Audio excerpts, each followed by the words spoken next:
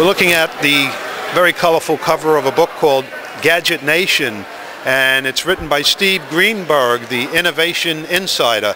And in fact, he's right here, and perhaps he'll give us Hey, how you doing?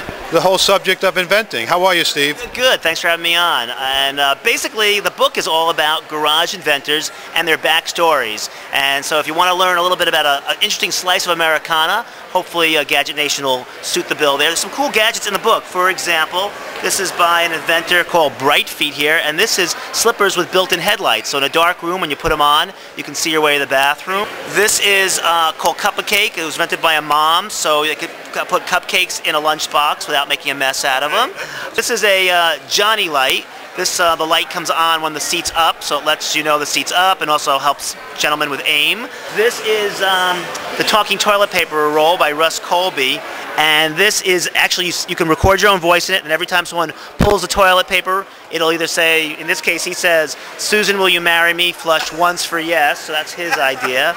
And these are smittens for people in cold weather, so you can hold your hand to the one you love and actually hold skin to skin at the same time, which is kind of cool. And if you want more information about Gadget Nation, if you go to gadgetnation.net, there's a link to that and a whole lot more. Also on Twitter at gadget_nation, you can find me there as well. This is one of the patents of several that the inventor Alvin Blum has, and he appears to be very serious about inventing. And let's see what this one is right here. We'll meet the inventor. Hello, Alvin. How are you? I'm fine, thank you. Tell us what this is here. This is to pick up a dead roach without getting too close to it. We pick up the roach like this, and then you discard it in the show toilet. us. What do you got here? Got a dead roach. Roach stuck onto it. It's the official Florida bird. Right. Okay. The toilet. Well, it should drop off. Well, a little more R&D maybe. Okay, what else you got? It's like a sandwich bag. It's a disposable urine collector for ladies. I dreamed this up when my granddaughter needed a pickle jar. You put your fingers in there, and it seals pretty nicely, and then you close it like this. Very, very convenient and sanitary. Well, thanks very much, Alvin. How long have you been inventing? My first patent was issued in 1954. Okay, what was it for? It was an aliquotter for getting a known fraction of an unknown volume of liquid for quantitative analysis. Where are you from originally? I grew up in Providence, Rhode Island. Okay, thanks very much. Very interesting.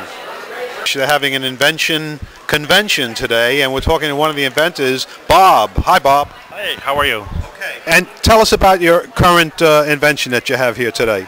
Well, what this is called the Wally clip, and it's a little clip that goes on the wall and enables you to attach anything that's to make your situation more convenient. You see how this is on the inside of a cabinet door, so right. It's easy to find your products when you need them in the office, Right. outdoors. You can have a brick wall near a hose. You want to keep soap there to wash your hands. Right. To install it, you take your product. Here, hold that for me. Put that in there like that, both top and bottom. Okay, and then just stick it to the wall.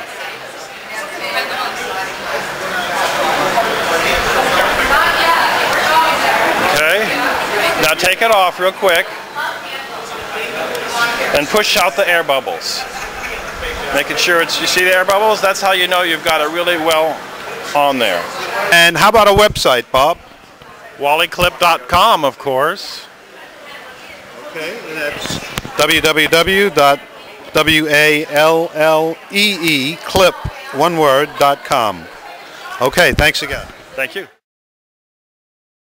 We're in a booth here with Karen, and Karen has a very interesting and perhaps useful invention that all of us at some point in our lives may just cherish. What is that, Karen? How are you? Hi, I'm good. It's called the Redeema Ottoman Footrest, and I designed it because, one, I've got short legs, okay? Two, When I was pregnant and teaching, I needed something to get under my desk that I could take with me wherever I wanted to go. So this is my solution. The Redeema Ottoman footrest. 2 chambers. It's got a nice pocket to hold the wonderful strap. I can take it with me wherever I need to go. So if you need it on an airline flight, inflate 1 chamber, stick it under the seat, you're good. You'll be sleeping like a baby like I do now, because I didn't get to before because I had short legs dangling all the time. Sick and tired of it. Said that's enough. So the other thing is I take this with me to work, I take it with me to travel, I take it with me when I go to football games, you name it, it's with me, and I love it. It absolutely meets the need to give me the comfort I want the way I want it. How about a website? My easiest website right here is www.redema.us. You can also check it out at redeemaliving.com. Karen, thanks very much. Thank you very much. And we're at the booth of innovation that could solve a lot of confusion for most of us, and we're talking with its inventor, Lou. How are you, Lou? I'm fine. How are you? Very good. And where are you from, Lou? I'm originally from Brazil, but I live in Fort Lauderdale, Florida. Okay. Now, what's this product here that's of interest to my viewers? Well, since I came over here, I noticed that there's a lot of usage of ceiling fans, especially in Florida because it's too hot. And the problem with the standard bow chains is that they always look the same, so you never know which one to pull. You always get confused. And all right, let's say we wanted the light, for example, and we grabbed the one on the left.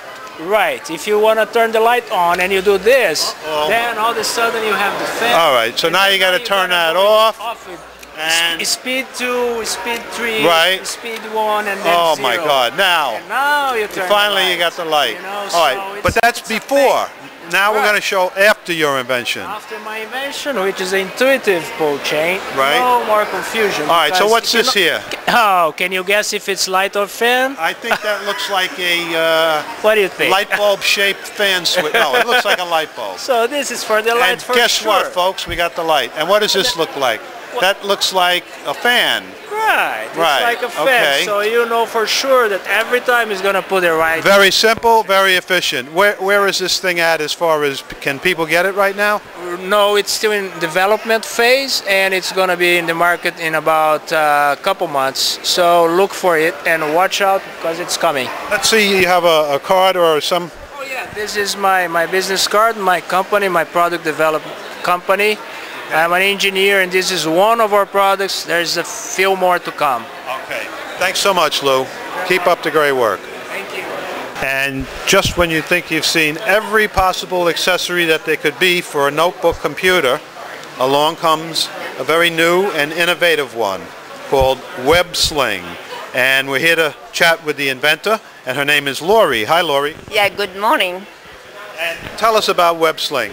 Yeah, a year ago, I was looking for a case to carry my laptop.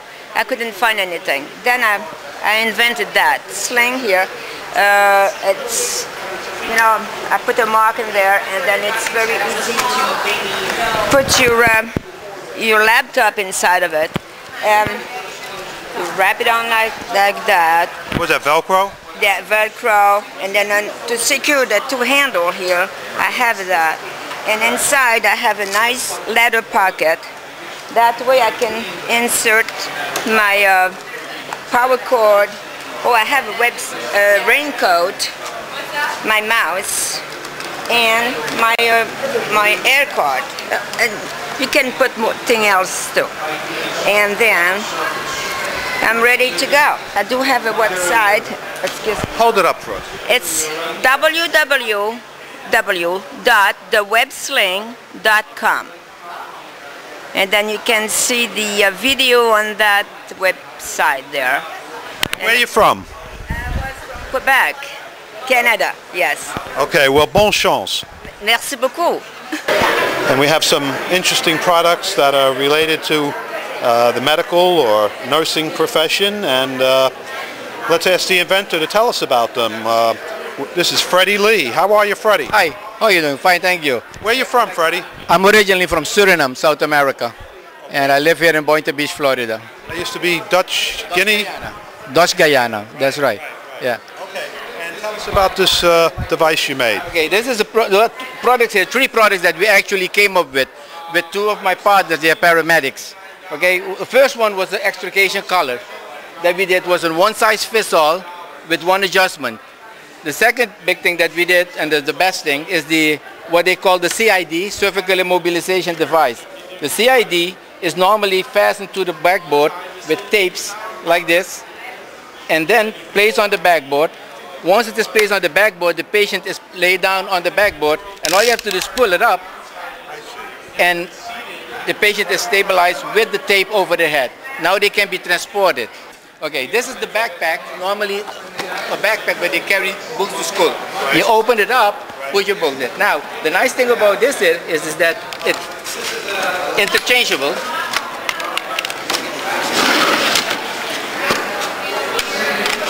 Into a scooter. Oh my gosh! Do we have any kids around here to demonstrate that? No, this is a handmade model made out of plastic. I can't demonstrate it.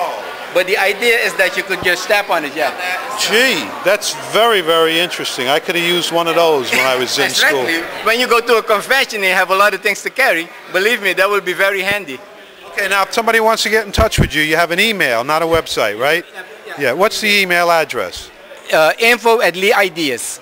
Okay, that's info@Lee-ideas.com. Okay, Lee, lots of luck and thanks very much. Appreciate it. Okay, bye. Bye-bye. And we're talking with the inventor, Eva. How are you? Real good. Thank you for coming. And let's hear about what happened to you before the invention. Okay, I worked in a bank and a lady came in all upset that someone had stolen her mail and stolen her identity, so she had to close all her accounts. And I remember thinking, well, why doesn't she just get a locking mailbox?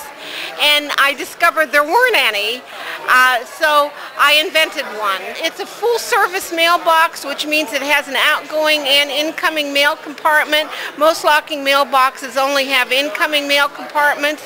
And so the mailman opens up the door and takes your outgoing mail out, and then the incoming mail drops in here and goes into a secured compartment that opens up from the back, so it's away from traffic. You're not risking your life to get your mail. And what's unique is you put your own lock on it. So you can put a combination lock or key lock. Most mailboxes locking mailboxes have the key lock, so you have to worry about losing your key. You take your mail out from the secured compartment. You got a website or contact information if somebody wants to buy one? Well, I'm at etboca60@aol.com. We have here an invention called the Plate-Mate, and let's meet the inventor, Jim. How are you, Jim? Great. How you doing today? Tell us about the product. It's an adjustable deck plate opener. What you do is you adjust it to fit the slots in your deck plate, and once it's adjusted, you pop it in there and unscrew the deck plate.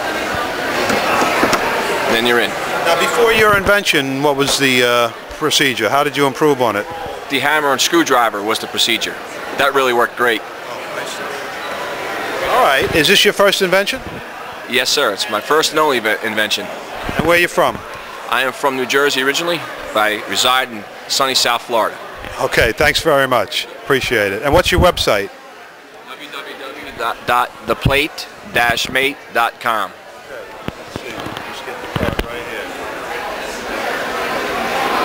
All right, theplate-mate.com. Okay, Jim, thanks very much. Thank you. Very nice to meet you. Happy sailing. Same to you. Most of us drive by construction sites regularly, and we're used to seeing the omnipresent traffic cones. You would think, how could they possibly refine a traffic cone? Well, we're talking with Mike Smith, and he's figured out a way to build a better mousetrap. Okay. What I did was I took a regular cone and put in a clip-on arrow. Very simple. They clip it on and they point the arrow in the direction, so you need less cones and it's safer because as you approach the cones it tells you which direction to go in. And the same thing is when they collect the cones, they tendency is to push it down. So now they could leave the arrow with the cones, and the next time they put it down, just point in the right direction. Resets itself. Wonderful idea. It looks pretty inexpensive. May even save a few lives. Maybe save a few lives. Louis, are you the inventor? Yes, sir. Okay, and tell us what this is. I just see a bunch of caulking tubes, and what does your product do that's never been done before? It is a caulk mixer, and what you do is that you purchase a new tube of caulk, right? Okay, clear caulk. You take the caulk tube, you squeeze it in the middle, the plunger comes off. You drop it into the cylinder. Okay, you take approximately about 1.5 ounces of paint. This has already been measured, and you put it into the tube, open tube.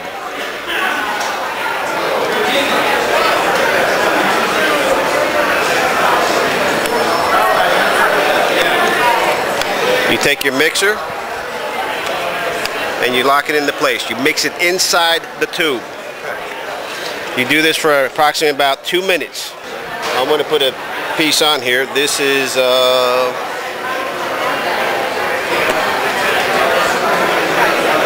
this color here. When that dries, it will come out to the same color. And why is this better than painting it afterwards? Yes, it is. It's much easier. You save a step. You save a lot of labor. Labor is very, very expensive, very intense. Thanks very much, Louis. Sounds like a great idea. Wish you the best success. Thank you. We're talking with Lydia, and she's a mom and an inventor. And tell us about your invention, Lydia. Yes, hi, I'm Lydia, the inventor of tarp clips. It grabs onto any kind of material. You don't need grommets or eyelets. Put the material in here, the harder the pull, the tighter the grip.